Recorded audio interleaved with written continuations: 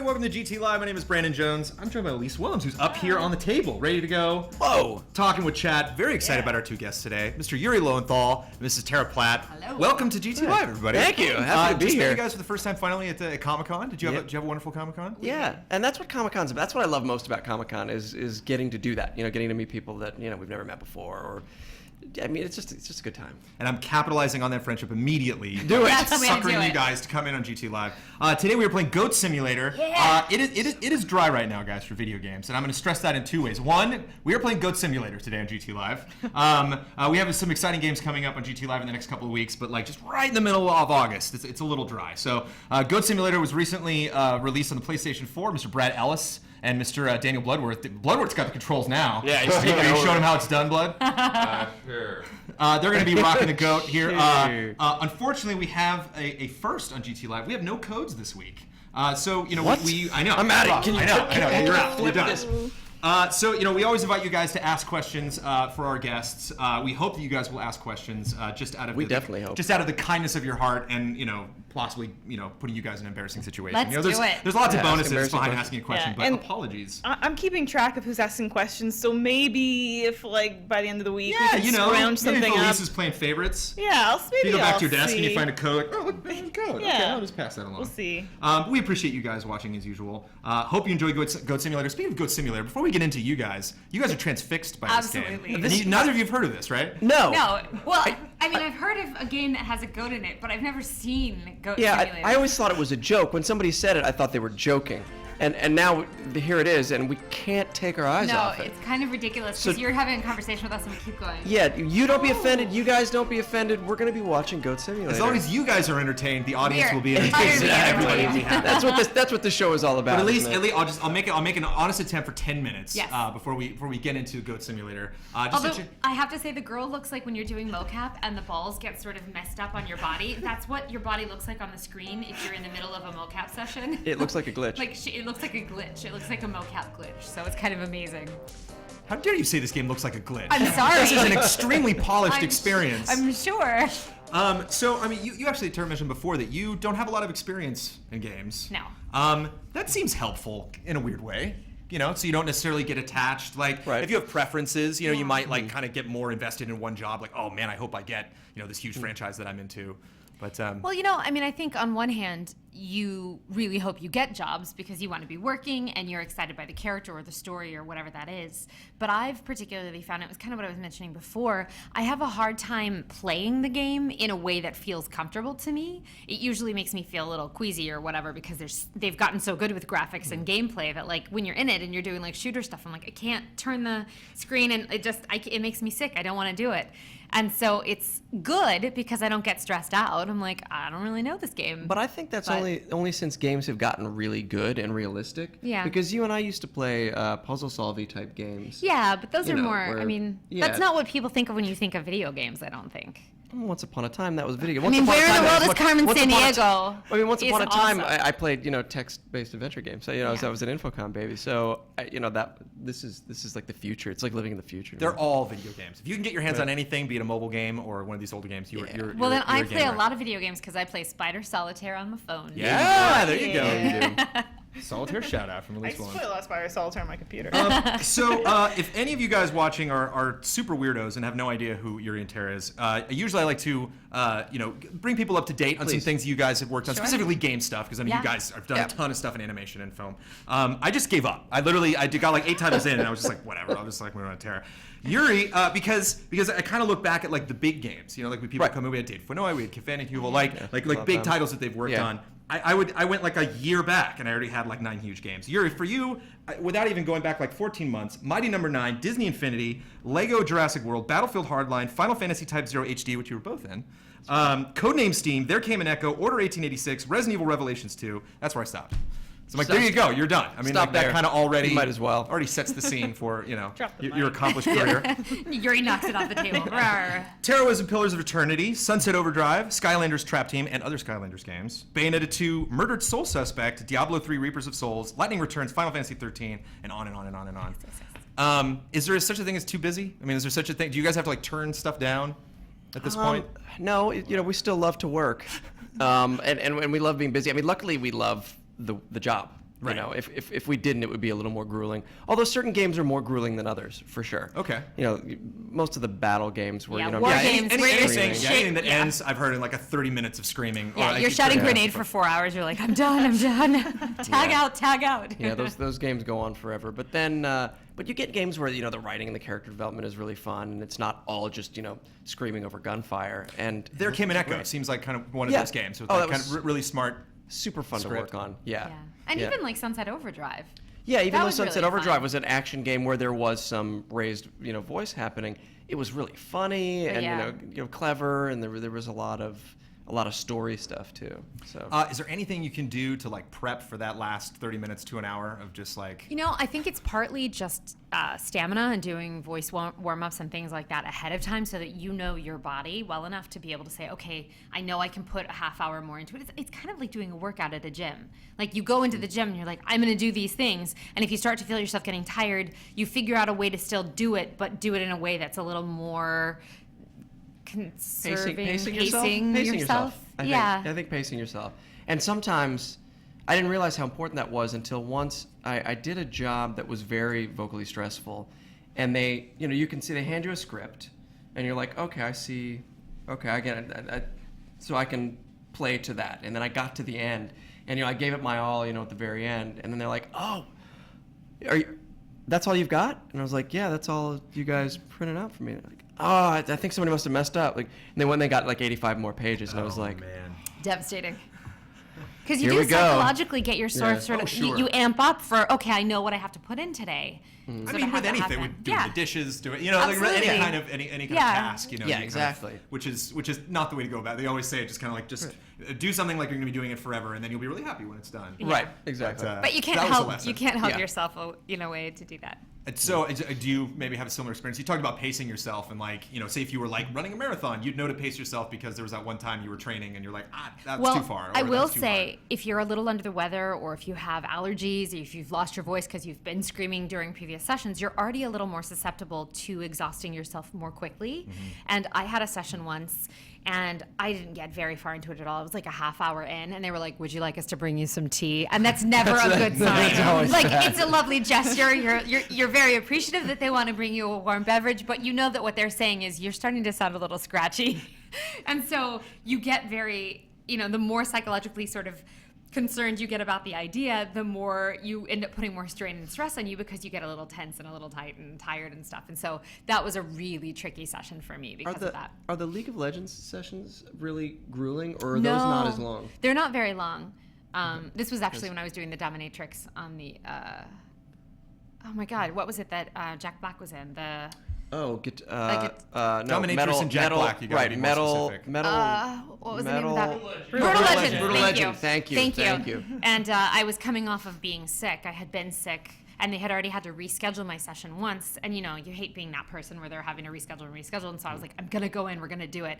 And I got in. I was like, okay, I can do this. And then we got in, and the voice was not a terrible voice to do, but because my body was already a little weak, it was just hard for me to keep that up going for the. But you did it. Have you I ever did it. have you ever totally bailed on a session? You're just like, we got to do this another day. There have been a couple where I thought that I could do it, and I've had to come back, and it's always the worst feeling because you know they've you know bought the studio time and all that, Sure. and I always feel really, really bad. It doesn't happen a lot. You somehow find a way. You know, it's like putting on a play. You know, it never looks like it's going to come together, and at the last moment it always does. But every now and then. And I've actually canceled a session before going in because I was so brutally sick. I was just Yeah. like, Sure. I have to. I know you can't reschedule me because this is the last week of recording, so I'm letting you know I can't come in. You have to find someone. You don't want to else. waste their time. Again, No, it's exactly. pacing, like you know. Yeah, yeah. You learn your instrument. Exactly. You guys have wonderful instruments. So I have a question on the opposite end of the Yes. spectrum. Uh-huh. So we have fun, like action stuff. Yelling grenade and explosions and screams and Right. dying in a fiery blast. The opposite end of the spectrum is reading stuff for the toy box. So you were the toy box narrator for Disney Infinity. Yeah. And it was funny. I remember like popping in the first Disney Infinity. I'm infatuated with this game. I'm a big fan of Disney. I was Love it. actually at the Toy Box Summit today. This is a big week. Really? For Oh. Infinity. I didn't realize that. D23 is this weekend. They're announcing 3 new Oh, right, figures. There's a bunch. weekend. Yeah, so that's a big week for Infinity. And I remember like popping in the first game and I was like, who's this guy? That'd be a good gig to get. I wonder if I should get, Yaki on the phone. I wonder if I could get that gig. And it's like, oh, it was you. Sorry. But you get, I don't know, Tara, if you've had the experience too. It's kind of like stereo instructions. What you're doing. It's like, hey, welcome to the Toy Box. Here's how you do these things. You're speaking not necessarily to kids, but to a younger, more family, focused audience. How do you maintain excitement? I mean, how do you kind of be perky and appealing when you're reading stuff that's just like, this either isn't exciting or I have no idea what I'm talking about? Well, they're very particular about the tone and it's changed since the first game, because the first game skewed, young, they thought. But then when they started adding, Marvel superheroes and Star Wars stuff, as Disney began to amass all the entertainment properties, they wanted to age it up just a little. They never even from the beginning wanted me to talk down to a kid. Sure. But they did, it did skew a little young, and then they wanted to be a little cooler later, and we had to find somewhere sort of in between. But it's a lot of, you're right, it's just one thing after another. And I have to, I trust that the director will tell me if I'm starting to slack off or if I'm starting to sound jaded and dead inside. Turn left already. Yeah, right. Yeah, just go to the Toy Box and look, you'll figure it out, okay? You'll figure it out. You're a smart kid. I am taking that clip right there. Right. Yeah, I'm putting that on gameplay. Oh boy, I'm saving that. Yeah. But it is in a way, like we were talking about stamina and things, you sort of get yourself in the groove. And it's almost like doing narration or books on tape. You have to sort of get yourself in the, this is the vocal placement, this is where they want me to be, and it's this much energy or this much excitement, and then you just kind of ride it.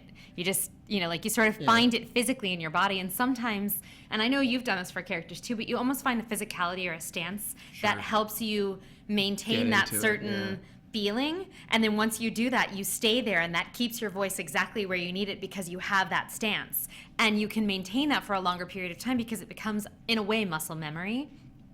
So when you're doing something like that where you have to keep a certain level rather than letting yourself start to slack a little, and then you feel the voice slack. Right, and you take breaks. Yeah, you take breaks. Does something like a stance or, even just in your face, kind of like an attitude to have, does that help with pickups? So they'll call you 5 months later and I need to bring you back in for something, and you're like, what is this again? Do you just have to listen to a lot of voice reference helps a lot. I mean, they almost always will play you a voice reference. You can hear what you did because we are amazing machines, and our body has the ability, our tongue can hear our voice doing something, and we can mimic it. We know what muscle movement we did with our tongues. That's actually how babies learn to speak. And so they mimic your tongue movement before they start making sounds because their body, their brain, because we're amazing, knows what the motion of the tongue is to create the certain sound. Much like that goat learns how to fly. That goat never knew how to fly before he heard someone else do it. And so because of that, when you hear yourself do a voice reference, your tongue already knows where your placement was. Have you ever been in a situation where you have to do pickups months later and you just can't? You're like, I can't get it.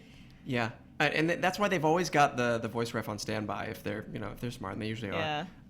So that just in case you're not finding it, they'll play it for you. But every now and then, once or twice there was a character that I had to come back to, and I don't know how I got away with it the first time, but I wasn't getting away with it again. It just would not come, and we just had to sort of go with this. Oh, okay.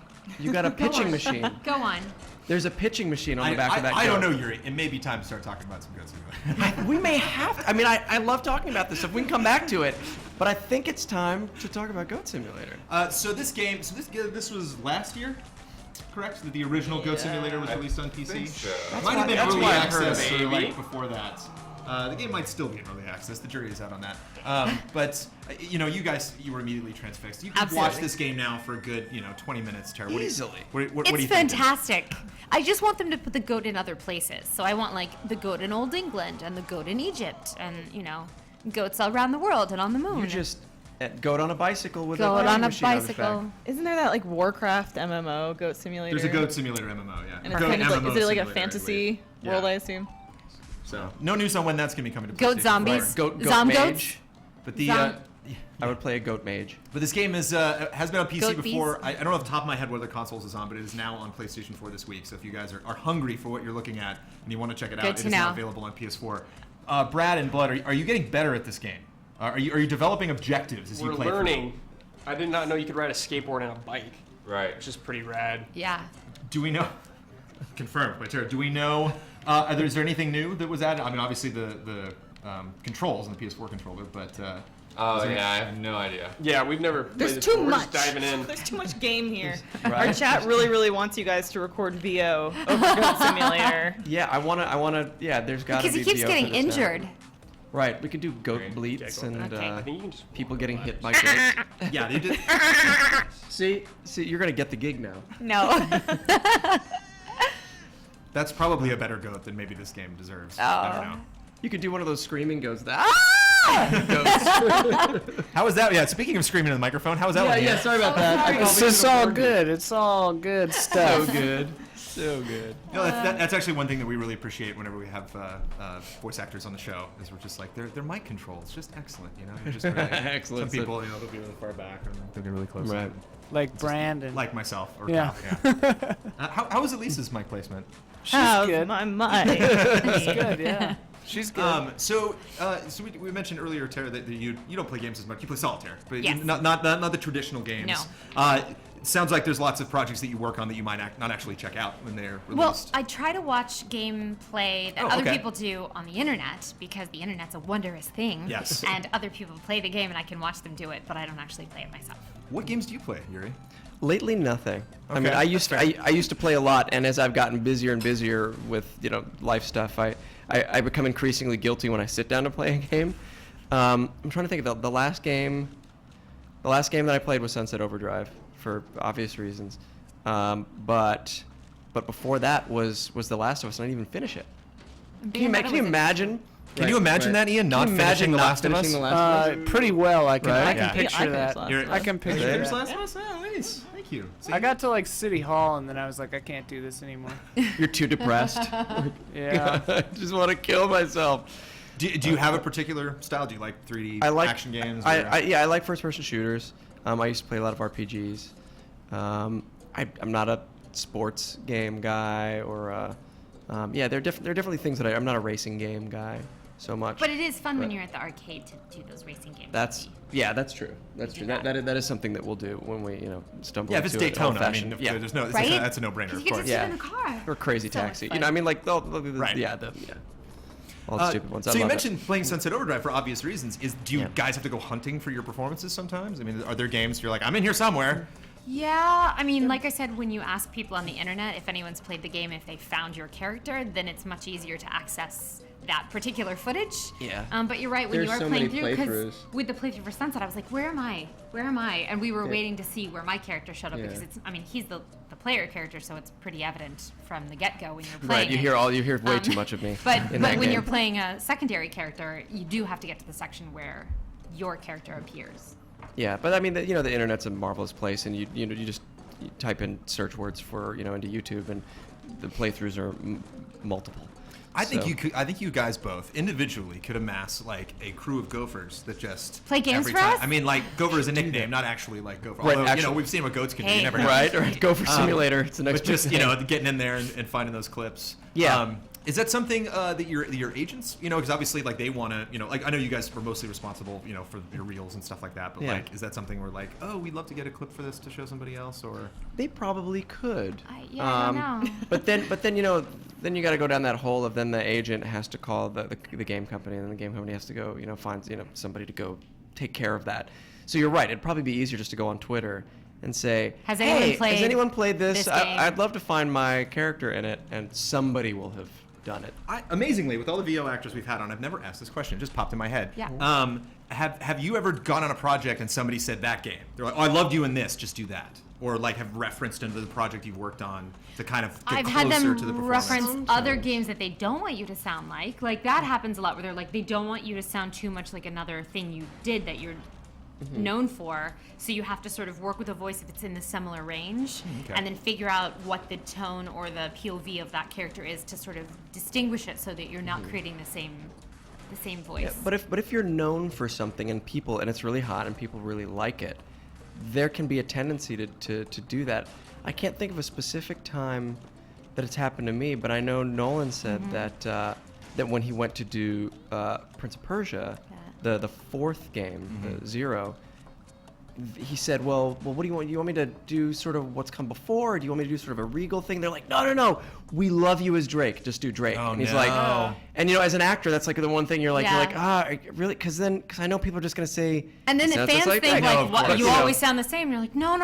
It's like it's the game that you played like every character in Vegas. New Vegas. Fallout Fallout New Vegas. Where then suddenly the fans think that you don't have a range or you couldn't figure it out, even though that's what you were directed to do. And so it's a very strange. Well, speaking of Nolan, we're confronting that right now with him replacing Peter Dinklage's VO in Destiny. Sure. Right. So it's the big question. Exactly. It's like, whose fault was this? Was it the director's fault? Was it? I mean, it turns out the rumors are that it or what people are saying is it's just a scheduling thing. Yeah. That they. He's a busy guy. Well, so it's Nolan North. That's true. It's like, That's true. That's a good point. I hope they parked backed a dump truck full of money up to his house. Has that ever happened? Has anybody ever dropped a?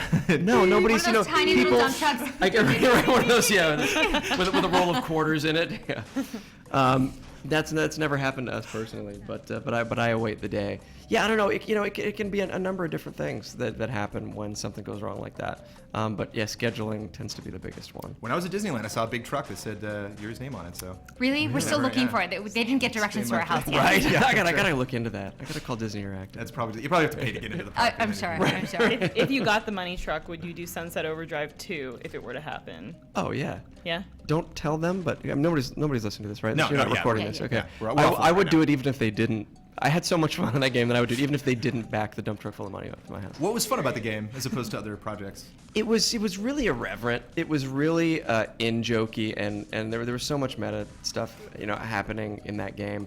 It was self-referential, it was referential to other games. It referred to good things, bad things, post-apocalyptic stuff, zombie movies, all the stuff that I love. I got to run through that world, and they also let me riff occasionally, which is nice. And I don't always do that, but I just felt it was so much fun that I felt moved to occasionally throw something. And it in. was a great team of people. I mean, Yeah. not that everyone's not fun to work with, but there are some people you just connect with so quickly and so readily that you just have great rapport and it's easy to play. And it was a really good group of people working on that game. If you look at the stuff that Insomniac's done before, it's that's funny. kind of on par. Yeah. It's funny, and I applaud them for that game because it came out at a time when everybody was chasing the Last of Us. Like, what can we do that's darker? What can we do that's more realistic? What can we do that that will hurt you? And the guys at Insomniac were, I don't know that this was their actual thought process, but it seems like they went, or we could go exactly in the opposite direction and do something that's bright and colorful and fun and funny and yeah. So I applaud them for that, and it was just fun. It was always fun. That sounds like fun. The I wanna play writing game was now, man. good. I want to hunt you guys down and possibly murder you in crazy Do it. ways. Do it. Yeah. Flip around, pick you up, throw exploding teddy bears at you. You could give him the mohawk back.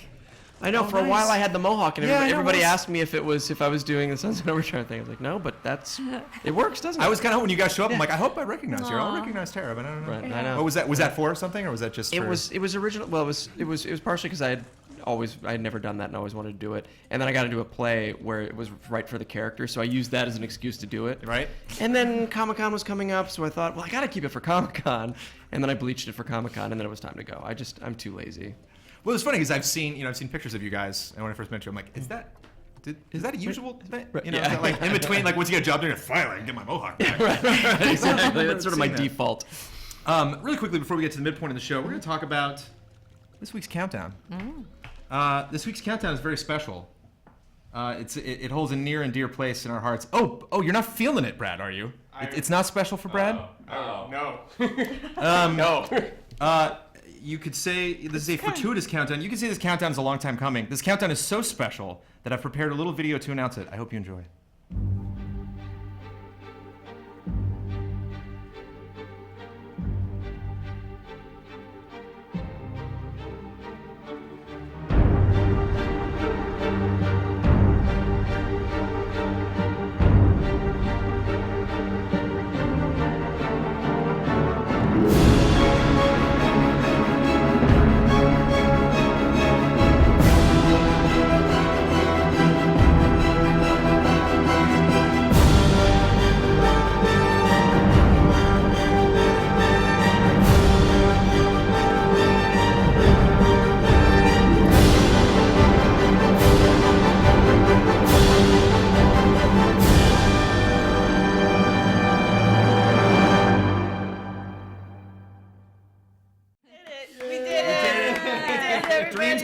true, everybody. I'm so proud to be on we this keep- show for the top 10 sewers.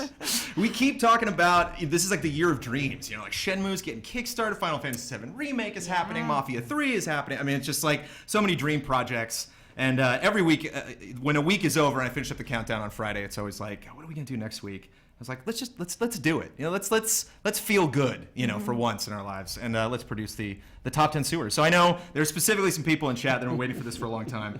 Specifically, right now, before we hit the midpoint of the show, we're gonna talk about number 11, the sewer that unfortunately did not make the list. The sewer that wasn't dirty enough. It wasn't sewer that was subterranean not enough. complex enough, was not dirty enough, but is from one of the best video games of all time, The Legend of Zelda: Twilight Princess. The video game that deserved a HD remake from Nintendo this year. We didn't get it. This is true. Elyse is still holding out for that. That is your dream that you're waiting to see come true that would have in been 2015. my 2015 but dream. you feel very passionately about this, Elyse. Not only are you managing the community for this episode, you want to speak passionately about this sewer. Yeah, and I wasn't here for the countdown meeting on Monday, and then I saw that was the number 11. And do you guys know who was passionate about it? That really thought that Twilight Princess? I know Kyle brought it up. I mean, I Kyle think Kyle was the one that threw it out there. So did you play Twilight Princess? No. So one of the big catches, obviously, they changed things up with the powers that Link has and the story and his relationship with Princess Zelda. And one of the big things in Twilight Princess, which was it came out on when the GameCube switched to the Wii. It was about that era. That he turned into a wolf. And so the sewer is the first time he transforms into a wolf. And you're in the Twilight Realm for the first time. And so you can switch. You go around. There's little spirits, and when you switch into the Twilight Realm, you can see what they look like when they were alive. They're all very confused, like they don't know they're dead. Yeah, you're kind of unfolding what's exactly happening at Hyrule Castle as you go So into why the did that sewer. make 11? Why didn't is it it make only the top 11? Well, that's 10? the question every time. You know, because there are $1,000,000 10 question. other sewers that are that just are so much better. fantastic. You Okay. know, that I'll are buy either the nostalgia hits so good, or Right. it's just the gameplay wise it's really fun, I'll or buy that. they really take the sewer concept You really get the to a new smell level. when you play. For sure, yeah. Yeah. They came with the scratch and sniff panel. you Smell know. of vision. I loved it because to me it harkened back to like A Link to the Past, where you escape Hyrule and then you're going through the sewer, and I thought this is perfect. This is like a perfect homage to that. But it was a great way to demonstrate how to use like Wolf Link's powers, especially like Midna's big hand grab, and just to kind of like give the history of what's exactly going on. And I thought it was a fantastic sewer level. I'm glad Turtles. Ooh, maybe I shouldn't say anything more. Well, we showed. Well, I mean, we can say we can. I mean, it's sewers, right? Okay, yeah. There's going to be kind of some a- turtles on There's there gonna be some somewhere. turtles in Probably. there. We Probably. actually did a tease. Elise did a tease earlier in the week. See, this shit's fast and loose, everybody. The show, Yeah. right? Yeah, fast and loose, Just fast and roll loose. with it. Just roll with it. I thought Yuri was gonna have the gap, but it was you, Elise. It ended up being today. But you actually posted a link on our official Twitter feed of a tease of just a Turtles game, and it wasn't even in a sewer. No, it was just like some random point of a Turtles game, and like the second comment on Twitter was like, sewers? Yeah. We're just like, whoa. I was like, damn it, because I distinctly chose one that was not in a sewer. But yeah, do you guys have any thoughts on Twilight Princess not making this list? Were you guys comfortable with that? Because I'm not. We got some really good sewers on there. It Yeah, was you kind of did. hard to pick. Well, that's the thing. I mean, we dodged this list for so long because it's like, I mean, it's. I never want to do a countdown on cool factor. You know, like, well, this was just cooler than the other, because what does Right. that mean? You know, Yeah. it's just really tough to Opinion, like, actually yeah. like quantify that. And so every time I think like, what is the quality of a sewer? Like, what actually, if you're like approaching a sewer, like what makes one sewer better than the other? And I would hope we figured it out. We actually got in there and started bringing up happy memories and realizing like there are some that are very important to the game. Like there's one actually. Ian came up with a really good suggestion that I won't spoil, but it was something that like you're constantly going back to this sewer. Like the sewer is kind of an integral part of the map. And Yeah. I actually hadn't put a lot of time into the game, so I didn't know that. And so Good I game. think we all got to put our faves on there. Apologies for No. Some of my Princess. faves got on there too. But it just shows you actually how important sewers are to video games. That a award-winning game. I'm assuming Twilight Princess won awards. Oh, yeah. A very celebrated game. At One of least the in one of the Japan. best Zelda games ever made. And it's weird because to me, I didn't really even Didn't make consider the that a list. sewer. Like to me, Right. that's just the bowels of the castle. And that right. was a fine line. Maybe that was why. Yeah. Because There it's were- not yeah, technically it's not a true sewer. A true no, sewer. not to me. There were like underground areas that Yeah. were brought up, and we're like, is Like that a dungeons sewer? aren't exactly sewers, Right. and things like that. You're gonna have to find a Tara sewer gets in it. Goat Simulator fast. Yeah, you better get to the Is that sewer. right? There's gotta be a Well, he's sewer. going in the wrong direction. totally He's going trying to find Right, a you're sewer. about as far from the sewer. Unless he's gonna go through the asphalt. Right. Drill down, Oh, that would be amazing. right? If you could take a header off the crane Well, and he then could and then flip plow over right cars into the and- sewer. trucks down the road earlier. What's happening to his neck? That's how he climbs. Yeah. Whenever the goat's It's like concerning. going up against the ladder. with the neck Physics twists. does not play in this game, I don't think. So Goat physics. No. Goats defy It's a physics. So nightmare. the only fear that I have now is that we're finally gonna do sewers, and I'm like, okay, let's do sewers, let's make this happen. And then I had the thought like, oh no, what if we pick the wrong I sewers? got codes. And what? You have codes? I have 5. You got codes? Got codes. Bloodworth has codes. I told you guys. All right. Well, we do. Well, we don't. Well, what are the codes for? It's 5 codes for Gauntlet on PS4. Oh, that actually. That's Okay, that Okay. was what we had in the queue, but it didn't work out. But I guess Wait, it did. for Gauntlet? Gauntlet Gauntlet got an awesome remake, and then actually got updated to Really Slayer like it. Edition. This might be a good one for you, because it's yeah. it's top down. It's very you guys are moving at your own This is a pace. classic. Okay. We got lots of puzzle solving. You know? Oh, it Okay. looks like we have a question from Yuri is cool. Finagling for a gauntlet code here. That's strange. Give that person a code. I love everybody probably just game up. Now they're like, oh, fine, I'll ask you. So yeah, I hope you like our picks. I hope that we don't replace the need and want for a top 10 sewers with the frustration and anger of us picking the worst sewers for our top 10 list. We didn't phone this in. We didn't half-ass this. We put all of our usual passion and production Whole into it. ass. What was not on the list? The Evil Within. Evil Within. Yeah. A lot of Yeah. corpses in those sewers. It was a Right. disgusting, terrifying sewer, in fact. Bloody Spreading sewer. disease. Yeah. So yeah, there another number 11. So what actually did, other than Yeah. question mark Turtles game, what actually did make the countdown? You will find out this weekend. And before we move on to the rest of the show, it's time for a badass trailer. It's too bad Mr. Kyle Bossman isn't here because he loves him a good game announcement. He loves a good expansion trailer. And Dragon Age Inquisition, which is a game that people wanted more stuff of, is getting a new trailer called The Descent. People love going down in expansions. Destiny did Into that. The sewers? Dark Below is like their first expansion. Yeah, into sewers. Too soon. It could be it could be a sewer. It's excellent transition. Tara, you're killing it with the transitions today. I'm just gonna end right there. Badass trailer for the first expansion, the second expansion, correct? Of Dragon Age Inquisition. I'm not gonna come out on record and say that. Yeah. Technically third. But Technically first, third. like big one. The first one was horse armor, so we don't count that. It's a badass trailer. Check it out, guys. Each new tremor opens another fissure in the deep roads. If there is something causing earthquakes, it's down there.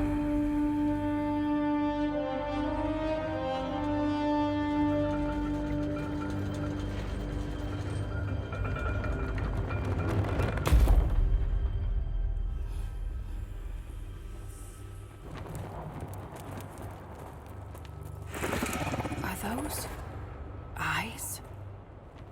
Show yourselves.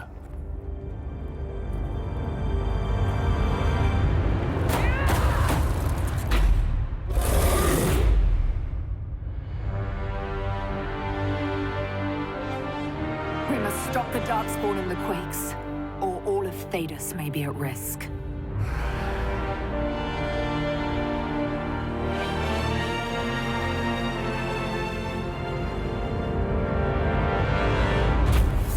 Get ready.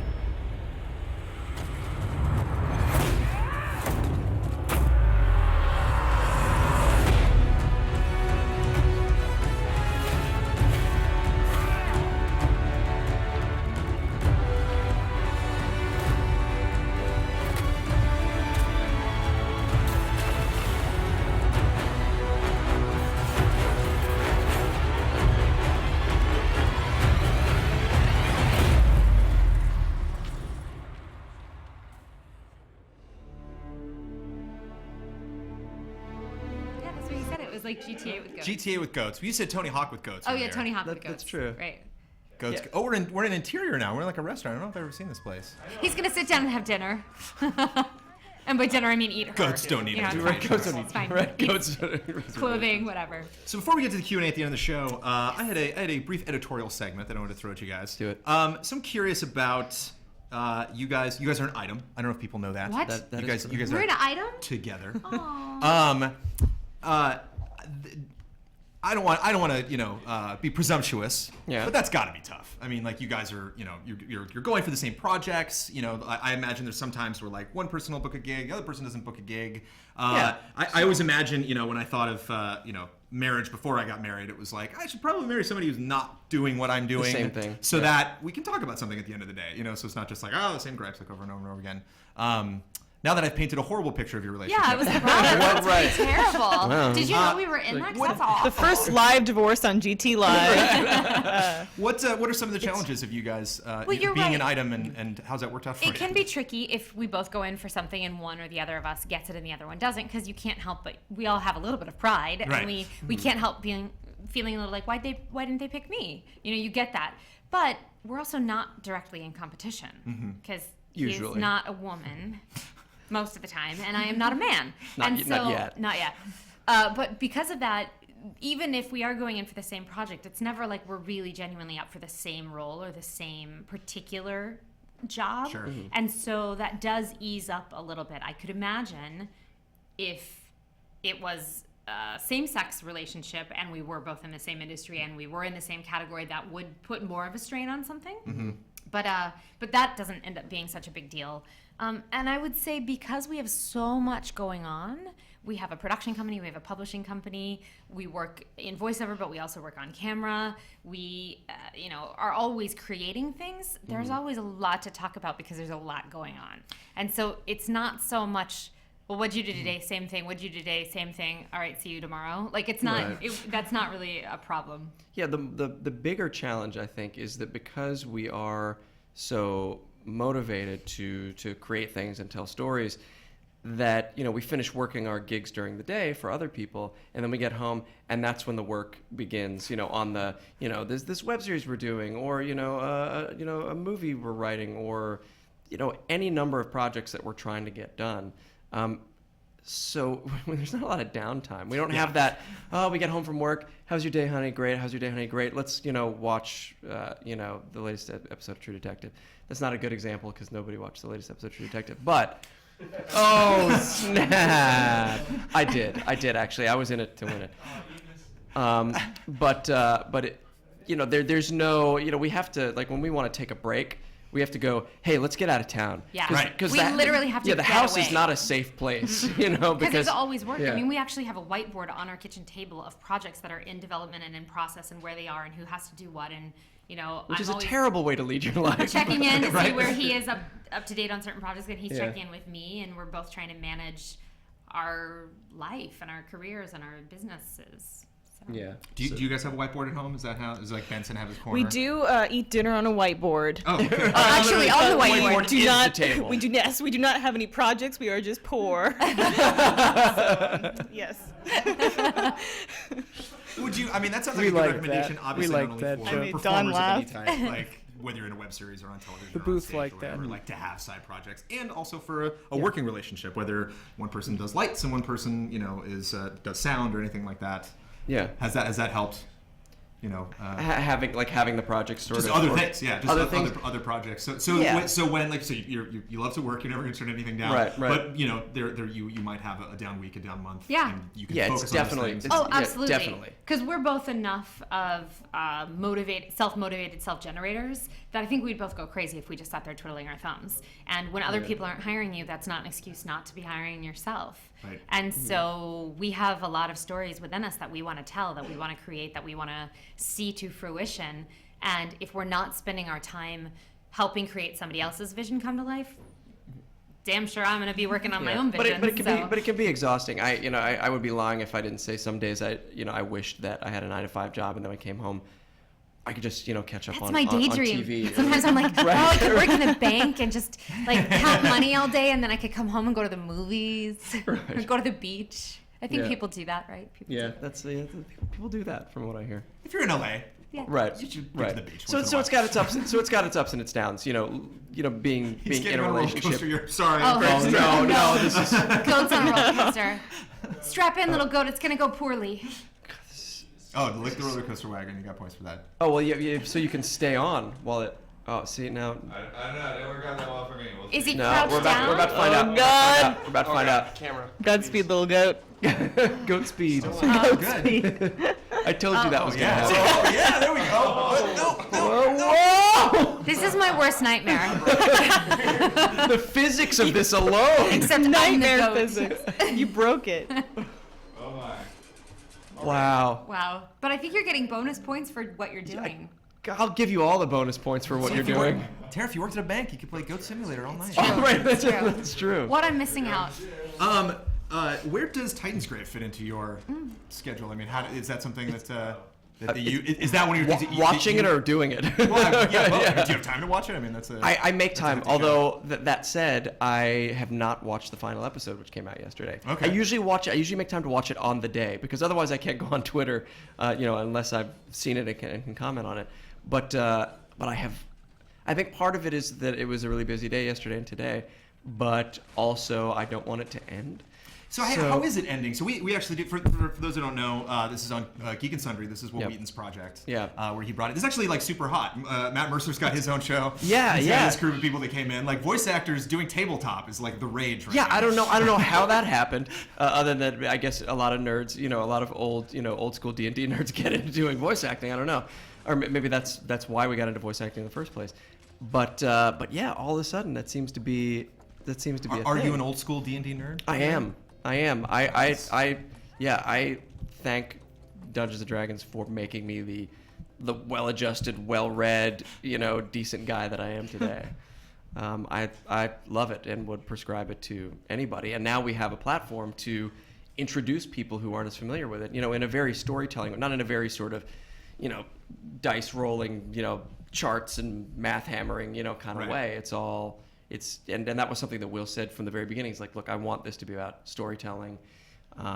That's the most important thing to me. So if we roll less dice and tell more story, that's a win for us. But yeah, I'm just excited we get a season 2. When we started doing it, it was just going to be a thing, and it was either going to work or it wasn't going to work, and we all had this magical time. But then, how do you take a show that's basically a bunch of people role playing and turn it into a show that people can watch and really get involved in? And they did a bang up job. And that's, I guess, why we're going to do a season 2. I'm excited. So that's going to be a whole new story. We actually have our own. We do a tabletop series, and sometimes people will be out, so we'll do like a different campaign or something. Yeah. But that's like the trick. It's like how and when do you actually maybe wrap this up and start a new story? Yeah, I don't know exactly how he's going to take it from here. I mean, he left sort of on a cliffhanger. I mean, you could leave it that way. It's a good way to end the story, but it's also kind of cliffhangery, and I'm hoping that wow. Something crazy. I think the phone line is a good way to Yeah. end Yeah. Goat Simulator right there, and nailed it. Yeah. Oh. I like that he looks like he's just floating. It's like I'm not actually gonna walk on this. I'm just gonna float. Again, it's not doing not wheelies. glitches. It's the way. Yeah, it's not glitches. It's not glitches. Wow. The way the game was created. Now can you land Gallop. on the car doing wheelies in the parking lot? No. Oh, too soon. I'll tell you. Anyway, it was a dream come true. Like, for me, it was sort of a high point in my career to a certain extent that I got to play, D&D with Will Wheaton as a job, for a week was that's right up there. So did you just record it within a week? You did the whole season? The whole season we did over 3 days. Wow. 4 days. 4 days. We had a day sort of character preparation and this and that, and then we did 3 days of solid film. It was, in some ways, it was kind of grueling. I mean, we just had to keep going. It's like, how long were your play sessions that you did over those? We did. You did I wanna 3 a say, day, right? Yeah, well, we did about 2 to 3 episodes a day, or 3 to 4 episodes a day, because we had to do 10, in the 3 days. And it was, we did 12-hour days. Oh. So if 12 I hour recall, days, at least that's how you do it. Yeah. We got to talk to Ben. We got to get you guys in 12-hour day. We've talked about it before of doing That that. is 'cause that is usually- actually the way I've said we should do it. yeah. Just do it for a day and then have a month. Yeah, because What do you say, Blood? Tabletop day?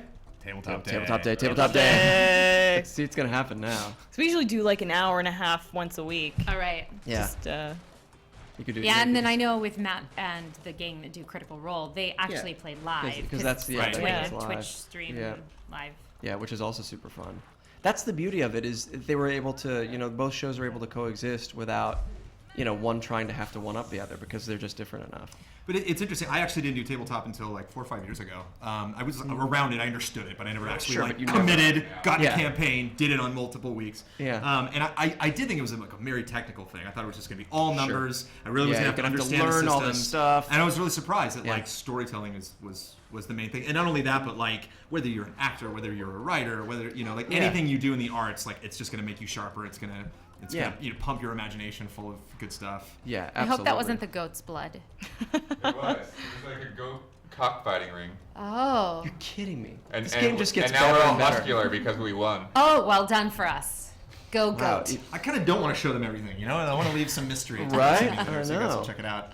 If either one of you tweets about Goat Simulator after the show, we'll consider that a win. Oh, We'll tweet about it. just like I felt it's a win that when people tweet about Titan's Grave and say, "Hey, I've never played an RPG before," and like a tabletop RPG, and now a group of us just got together to do it for the first time. That like warms my little nerdy little D&D heart, my little 20-sided heart. But it's been a really cool experience, and I'm glad that we get to do more. Well, now that I'm tempted. Now that it's done, maybe I'll take a 12-hour days and just fire through the whole. Maybe Yeah, you because should. the episodes are about an hour. Some of them are like 45, but some are. Yeah, like 45 minutes. A piece of cake. Yeah. Like a Saturday. Right, You're yeah. done. Come on, when we were younger, we used to play all weekend. So Right. Yeah. So we're gonna wrap up the show with some questions, which it looks like you got a pretty healthy amount of A questions. ton of there, Elyse. questions. Let's do it. There's one that we sort of like touched on when you were asking a bit about reconciling personal and work life. That sort of came up in the chat, but I'm just curious. Have you guys ever voice acted as a couple on screen? Yeah. Let's see. Persona.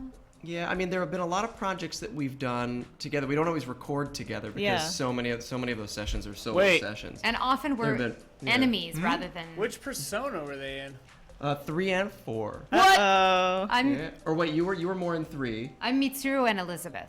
Right. Where's Ben? yeah, Ben with One of our guys Right. would is losing a his mind right super now. Persona fan? The guy who hosts tabletop. Oh, that's Oh, He's a excellent. very relevant person for you to be speaking to. Of course, he's Yeah, not we here. should. Who are we'll you be in back then. for? He's working hard playing some RPG, presumably. Sure. Yeah. Oh, But man. usually we play enemies rather than like a couple.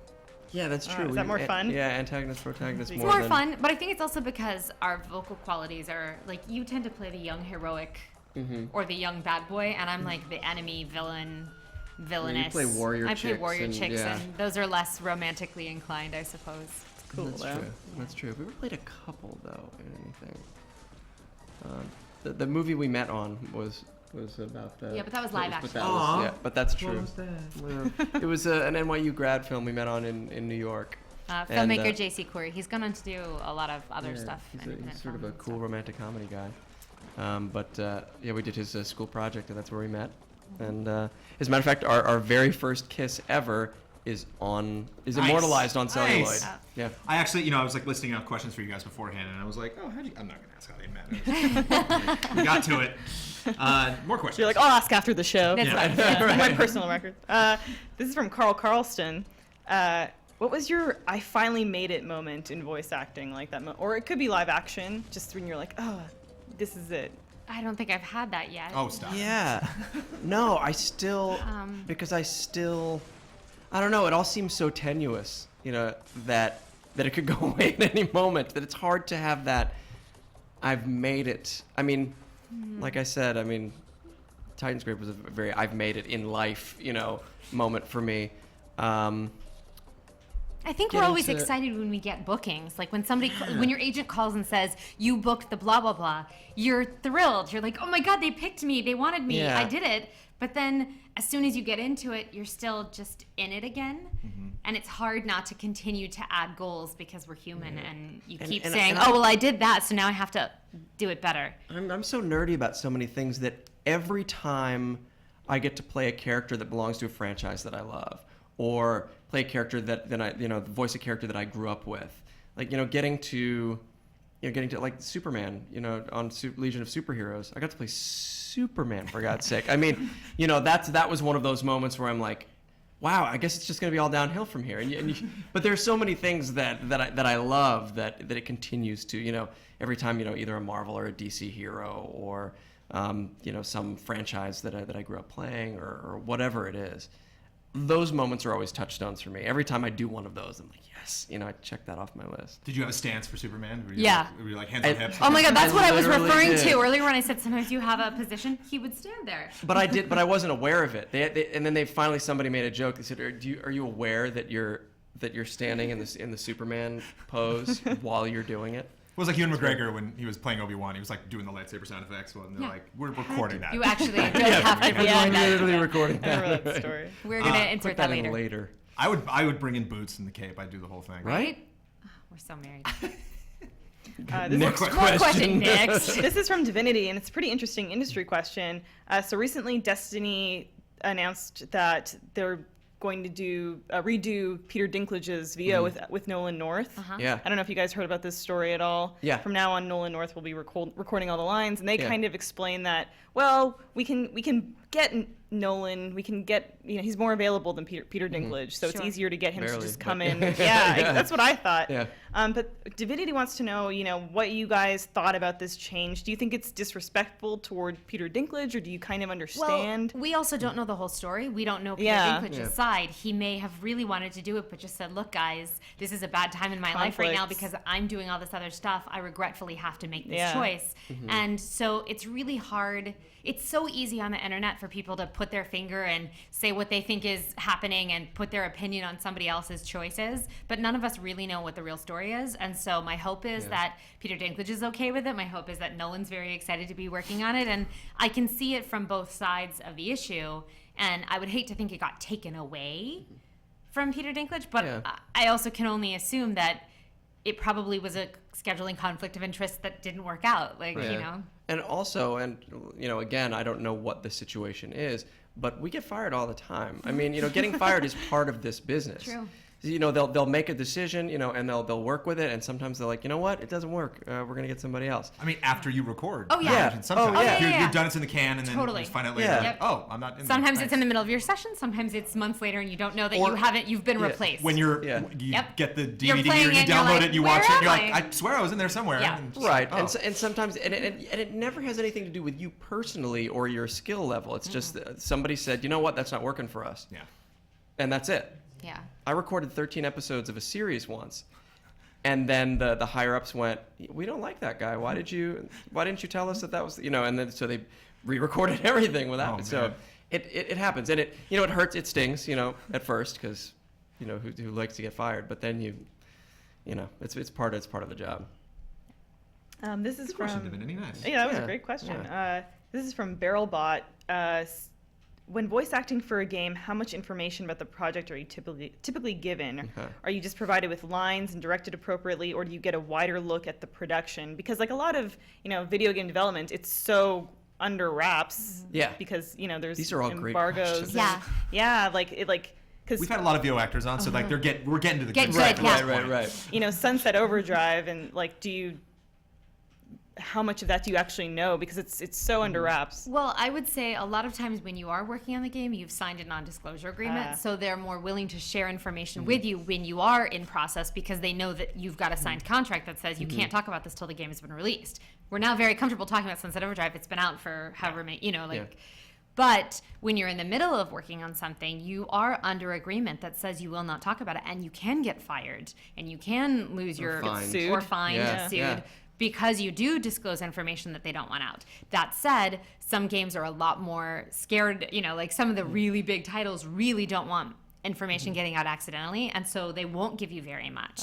And you book the job and it's still called like Untitled Space Right, or movie, they'll name it like video barbecue. game. Yeah, and you're like, it's- what am I working on? I don't know. And then hopefully, they give you enough information when you're in the recording booth to make your choices so that you're doing a good performance. But usually they give you something, although sometimes they're not very far along in the process also, depending on where they are in pre-production. Yeah, and if it's a big franchise, sometimes I'm such a huge nerd that I'll suss it out. I'll be like, I know that's not the title. What could this be? And then I'll go into the audition and I'll sign the NDA or I'll get the job or whatever. And usually when you get the job, they open up. But sometimes even in the audition, I'll say, okay, now every line that says JoJo, that's Batman, isn't it? You know, like JoJo equals Batman. They're like, I don't know what you're talking about. They're like, okay, JoJo's Batman. I know JoJo's Batman. Those stories are awesome. Right. Brian said that when he was working on Fallout. Oh, It was yeah. like, it was just like, unnamed action game, and like the first line's like war never changes. And he's like, Yeah, like right. Jason Zumwalt from Yeah. GTA 4 did the same thing. It was like some Yeah. silly name, and like the Yeah. fourth audition, he like grabbed the secretary, and he's like, this is GTA, right? Come on. Yeah, Yeah. right. You gotta be able to tell. Yeah. Yeah.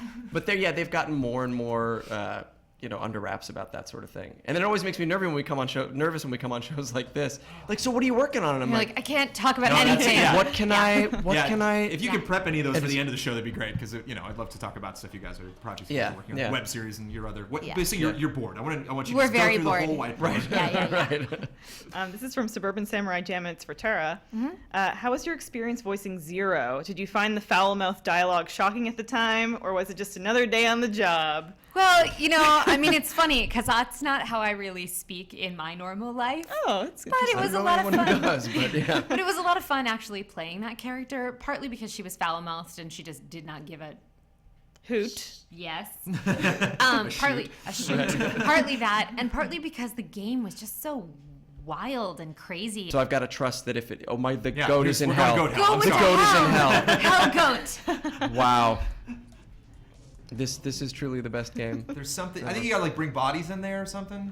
You have to get demons, right? You have Because to you're like in you have to hell. like drag corpses in, and like once you bring 5 corpses in or something, That's Wow. gorgeous. Go to hell. But there you go. But yeah, I trust that they wouldn't have hired me if they didn't feel okay with what I was doing. And I get cast as Japanese characters a lot because I speak Japanese, and so and it's a weird it's a weird skill set that I never on camera I never got hired as Japanese for obvious reasons, but the voice acting is so colorblind in a way that it opens up the playing field sort of as of roles that you can play. It's one of the magical things about voice acting, is there are so many different types of roles I could play that I'd never play on camera or on stage. So yeah, I have to be okay with the fact that they're okay with it.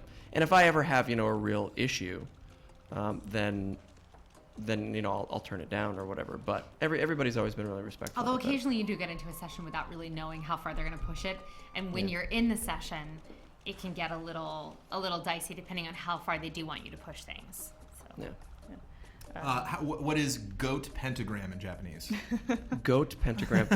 Honestly, wait, what is? I'm trying to think of the word for goat. Ushi is cow. No, I know, but now I want to.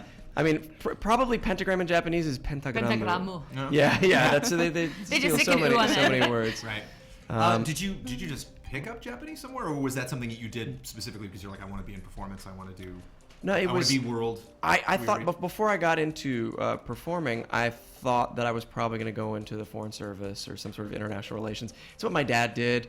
So I grew up all over the world, and I already speak. So at that point, I already spoke a couple languages, and I thought that's sort of the track that I'm on. And then I blew it all to hell by becoming an actor, but not before I had studied Japanese and gone to Japan, and I worked for the Japanese government for a couple of years before saying, you know what, I really got to try this acting thing, and not look back on it 30 years from now and go, that might have been fun when I'm in my dead end, diplomatic job or whatever. And I've never looked back, but it was a good time. Well, there's your 9 to 5. You be a diplomat. You work at a bank. Yeah. And you guys are See, set. that's the dream, isn't it? It's our cover. Right, I made our cover. No one will expect it. I Right. have one last question. One last question. This is from ahab_GT. As people that do a lot of VO for Japanese games, does it ever bother you when a lot of people hate on dubs and say things like, "I only watch subbed versions of anime"? We got a couple of those. I've heard that around here. Yeah, I mean, honestly, watch what you like, don't watch what you don't like. I have the same feelings about all sorts Yeah. of entertainment and media. So if it's not your thing, that's totally fine. It has nothing to do with me or my performance. And honestly, if it does have something to do with my performance, that's fine, because you're not going to like everybody, and not everybody's going to like you. Yeah, it's hard for me to take that personally because honestly, I prefer the dubs to the subs to the dubs because I like hearing it in the original language. That said, dubs have come a long way since I first started listening to dubs. I get torn because I like dubs because then I can eat dinner and Right. watch anime, but whereas if it's subbed, I And can you have do to- both. Watching it, yeah. There's Right. no way. Or you have to learn how to speak Japanese. Yes, should. Or eat Touche, anything through a sir. straw. Yeah. But there's, you know, I drink all my meals. Right. Yeah, there's Blender. something for everybody, and you know, it's the internet. Not everybody's gonna like everything you do. As a matter of fact, because it's the internet, You keep dissing the internet. But you said the internet's a wonderful place. it is a wonderful place. It's a wonderfully terrible place. It's also full of You hatred. didn't get the whole sentence. It's fine. Have you ever done anything in Japanese? Have you ever done like for a job? Have you ever? For yeah. an acting role. Yeah. Yeah. You were in As a Teen matter of Titans, fact, weren't you? yeah, Teen Titans was sort of my first where I got hired to do Japanese. Teen Titans Trouble in Tokyo was an arc where the Teen Titans go to Tokyo. In Saints Row 2, I played a character who spoke Japanese, and just yesterday they said it was on. There's an episode of Teenage Mutant Ninja Turtles where I played a bunch of actual ninjas. And they Actual they ninja spoke humans. Japanese. I mean, the actual ninja ninja turtles are humans. ninjas. Sorry, I mean, that's let's true. just get this I did not mean to diss You ate turtles less there. pizza. Right, exactly. Yeah. Less pizza, more ramen or whatever. But yeah, so occasionally I do get called on to play Japanese characters, and that's always fun. Is this working? Are we seeing? Did you get I enough don't mean people just in to- your pentagram? I don't mean to It like. might I don't know be if you've got to 10. put them in the corners or something. I'm got not it. exactly sure. It might be 10. 10. Yeah. I'm not sure. That's a lot of Not bodies. the cardinal directions. You don't have to stick them on each point. Yeah, maybe that's what it is. You're not sacrificing enough blood. Right? Call Not forth the sacrificing demon. enough blood. Goat demon. Blood. Yeah. Blood. The blood. So, so is there anything specifically that you would like people to know? You mentioned, Titan's Grave is wrapping up. Perfect time. You Yeah. said the final episode has already come up, so it's Just yesterday. go to yesterday. Geek and Sundry, or you can just search Titan's Grave. Yeah, exactly. Do what I'm going to do. Take a Saturday off and just. Yeah. I'm gonna push two things. Do it. That'll be that you might be exciting. okay about.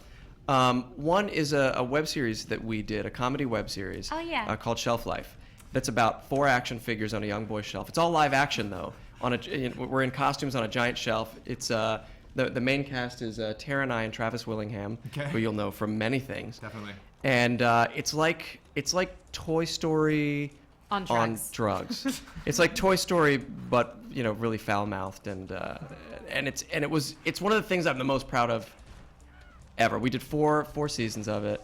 There's like almost 50 episodes out, and I feel like it never got its due. Like I didn't feel like people ever found it. So I'm gonna put that in the shelf life. Well, it's interesting you bring that up because I've actually always kind of like been depressed watching Toy Story because it's like the kind of concept that you want to like just take far enough to enjoy the movies, but don't think about it too much. Yeah. Right. No, ours. Yeah, we think about it. We think too about it a much. lot in the sense that like we think of the little kid that owns us, that is our owner, as like little Hitler. We refer to him as little Hitler a lot. Yeah, So and we torture him, and he tortures us. it's a mutual love-hate relationship. Yeah, and in the first couple of seasons, just for budgetary wise, we had to stay just on the shelf. It was like always the same things, and then we had to get more creative. And then we did a crowdfunding thing for the season 4, and then we took them all over the house. We were running around. really We fun. were driving in Barbie, And then Corvette, now we Barbie's have an Corvette. app that and, has all the episodes. It has all the behind the scenes and all the interviews. Yeah. And you can actually read the scripts and stuff like that. So. Yeah, it's Shelf Life, the complete package. But if you go to shelflifeseries.com, or if you want to follow anything that we're doing, we have sort of a main website that ties everything in. It's called Monkey Mayhem Hub. Our production company is Monkey Kingdom Productions, and so if you go to monkeymayhemhub.com, you can see what's going on. Because we just did a feature film that's a mockumentary called Con Artists about voice actors going to conventions. Okay. So it's kind of like it's like Best in Show, but for that. So you can that's conartistsmovie.com. Yeah, it's people who have seen it are comparing it to Con Men, which is the Alan Tudyk Right. web series, which is a different take on it, but it's about that same world. It's about being a guest at a convention. And this is something people can watch now. Where Yeah, Yeah. you can. Yeah. It's on Vimeo on demand It's now. on Vimeo right now. Nice. Anything you would care to add? That's a pretty complete package, I think. Anything you wanted to throw back in there, Tara? I think that's it. I think that's it. I mean, we've got projects that we're working on, but nothing that's ready to public So it's, consumption right. yet. I'll beat it out of you after the cameras go. I'm sure Don't That's worry. fine. Well, I'm going to talk really quickly about stuff we're doing. So tomorrow night we're playing Smash Brothers with you guys. We're going to do another sub stream, so you guys can join us for Smash Brothers. Mr. Kyle Boxman will be leading the charge, and other people will be popping in. I'm terrible at Smash Brothers, so I don't know if I will be joining. Friday we'll be continuing our stream of Final Fantasy VII. They're remaking it, so we're like, we got to play this game again. So we'll be picking up where we left off with Final Fantasy VII. Where did we leave off? Ben dying. You can watch that highlight on YouTube. Yeah, I definitely recommend going and checking out that highlight. Mr. Kyle Bossman did some editing on that one. He actually put that together and didn't just do a simple copy paste job. He actually told the story in a fun way. And Sunday we're actually going to be doing a special stream. Mr. Brad Ellis and I will both be attending the final D23 games thing. There's a ton of awesome Disney news coming out this weekend, but there's only 2 specific gaming events of the panels that they're doing. Saturday evening, they're having a special Disney Infinity thing, and then Sunday at 11, I believe, they're doing a big Disney Interactive wide panel where they're going to be announcing new stuff for Kingdom Hearts, going to be announcing new stuff for Star Wars Battlefront, and going to be announcing 3 new, presumably Disney figures for Disney Infinity.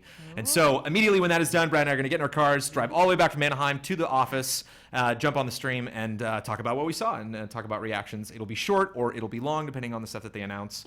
But we don't usually stream on Sunday, so Sunday, presumably at 2 p.m., depending on traffic and when the show wraps up. And I don't know, we might go ride the Matterhorn and then get in the car. Of and course, then come Definitely back. ride the Matterhorn first. Only if there's a goat on it, though. Only if there's a goat. Well, if There there's a goat, I is- don't know. Would you get on the roller coaster if there was a goat on it? There I is a wouldn't get on the goat. roller There is a coaster goat on anyway, the but- mountain. There's a goat in the park? There's a goat well, on the mountain. Yeah, they're on the Matterhorn. Not at the Matterhorn. It's the other mountain. Oh, yeah, it's a Big Railroad. Thunder Mountain Railroad. Oh, it's Big Big Thunder. Thunder Mountain. You're Yeah, right. it's He's Big got Thunder. a stick of dynamite in his mouth. Yeah, Yeah. yeah. What's his name? He's got a funny name. He does have a name. That goat has a name? Yeah, he has a name. Man, Like they're Goaty or they're a something? little.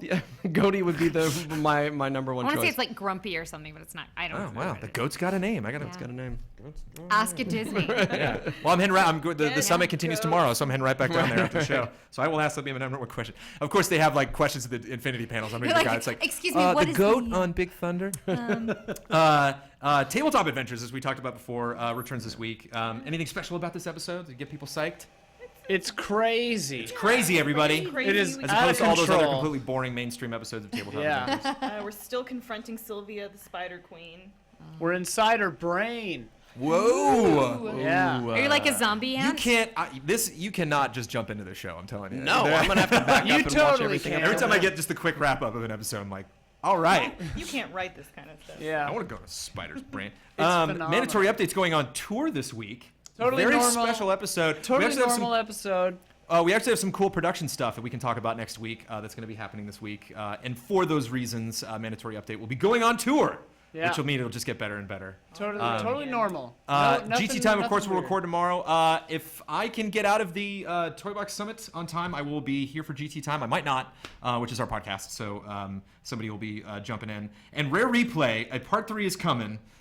So I don't know if you guys are familiar with Rare. Have you been at Rare Games? Have you No. guys ever worked with Rare? So they just had 30 games for $30, like 30 games from their collection. They made more games than that. Right. They had this massive collection that just came out, and we're like, well, we can't. It's tough to review that because there's still like we're not gonna have any time to like play actually through all those games. Right, So that's a we'll lot of do games. do separate videos where we'll get together and talk about nostalgia. And man, that's taken a long time. So we haven't gotten to Rare Replay Part 3 yet, but that is coming. Possibly recording tomorrow, and you guys can check that out later in the week. And Top 10 Sewers, of course, if I didn't mention that. One more thing, too. One more thing, Brad. Well, Ellis. tomorrow- But wait, there's more. Tomorrow is Kyle's long-awaited Oh, stand-up yes. special. So, At 8. so Kyle Bossman, who you guys haven't met, is really big on bets. He brings it into our podcast before big events like E3 and Tokyo Game Show. We have bets of like what's going to be premiered and what won't. And Kyle lost a bet big time. And because he lost the bet, he's got to do a stand-up routine. How long is the stand-up routine? 1 hour. One One hour. One Live streamed hour. My stand-up own routine. personal That hell. is- 1 It's like hour. Chris Tucker won't go He for an told hour. me he's gonna try to sabotage it and make me the villain and make it so. Just make fun of you the whole time? He's basically saying that hate I'm to see gonna that. regret it. So Wow. we'll see. We'll see what happens. And That's quite a bet. Yeah, and I actually have an unresolved bet. I won a bet where he has to put stupid amiibo in all of his videos. So I gotta go out and I gotta get the right, the stupidest right enough amiibo. amiibo. So that stuff's coming up. And just the URLs one more time: Monster Mayhem Hub, Monkey Mayhem. Sorry. Monkey Mayhem Hub, shelflifeseries.com. You can find us both with our names on Twitter. What do you use Monster Mayhem, the new Batman Unlimited? Oh yeah, Monster Yuri. Mayhem is the new Batman Unlimited. Yeah. Yeah, so that's what. played So Red Robin. it was good. relevant. You were good. Yeah, Yeah. okay. You were, Yeah. you But were if still you go dialed to in. that website, you won't find us. Right, so. this is true. Right. You can find us both on Twitter at Yuri Lowenthal and at At Terra And Terra. Shelf Life Series. Shelflifeseries.com. Shelflifeseries.com. Yeah, so please go check those out. We will be back next Wednesday for another GT Live. Thank you guys so much. Outstanding. It was so Thank nice. you. It was so nice to meet you. Thank you. Through the Wonderful. Thank you, Elyse, for answering questions. Thank you, guys. Mr. Huber coming in, just pulled by the Goat Simulator. And, I was finishing something, and then I came in. Thank you, Brad, and thank you, Blood, for playing Goat Simulator. And thank you guys for watching. We will see you next week. Oh, wait, what? Oh, I didn't see you. Wait, what? What did Ian do? What? Ian in the booth. Yeah, what? Ian in the booth. Ian, you did Thank something? you, Ian. What did- Thanks. How was the show, Ian? It was good. Was it good? Good. It's Was it good. okay? Thank you, It was Ian. good. It was decent. Gonna do this One thumbs up. now.